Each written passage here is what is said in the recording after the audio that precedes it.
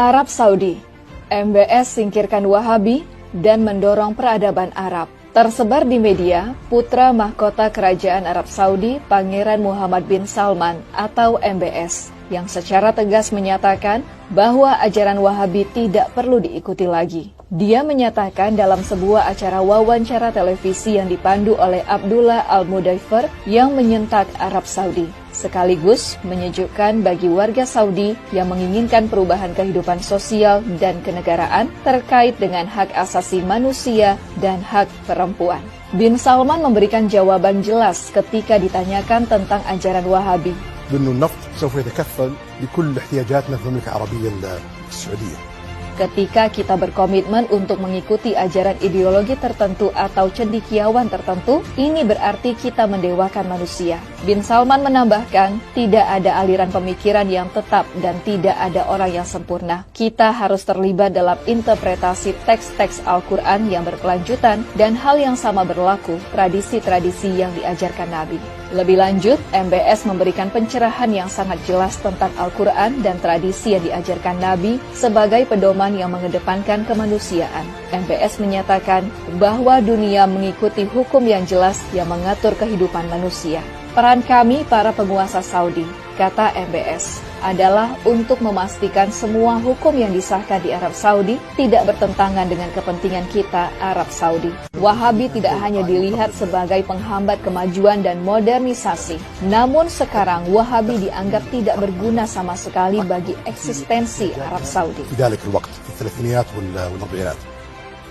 Kegelisahan Arab Saudi terhadap Wahabi dipicu oleh 3 kegelisahan. Pertama, hilangnya peradaban asli Arabia dengan berbagai fatwa Wahabi yang bertentangan dengan kemanusiaan. Kedua, oleh geopolitik internasional yang tidak lagi membutuhkan Wahabi. Ketiga, modernisasi dan internet yang mengubah pandangan warga Saudi sebagai warga negara. Khalid Al-Dakhil, sejarawan dan intelektual Arab Saudi menyebut dengan jelas, Wahabi mengajarkan orang Saudi menjauhi sejarah negara yang jauh lebih besar dari sekedar Wahabi. Khalid Al-Dakhil dalam podcast bersama Abdur Rahman Abu Mali menyatakan, kita belum belajar sejarah negara kita Arab Saudi. Kita hanya diajarkan kata-kata penulis sejarah ajaran Wahabisme, Ibnu Ghanam dan Ibnu Bashar.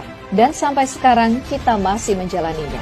6 يناير أشبعوه الأمريكان كثير من الكلام. كلامهم صراحة ما قيل في الإعلام الأمريكي 6 يناير في الولايات المتحدة. أنت تقصد Saudi Arabia didirikan berdasarkan aliansi untuk membangun kekuasaan antara Muhammad bin Saud dan Muhammad bin Abdul Wahab pada tahun 1744.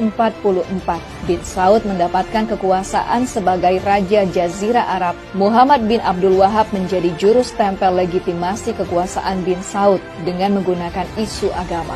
Sejak saat itu, Saudi Arabia dan ajaran Wahabi menjadi satu kesatuan.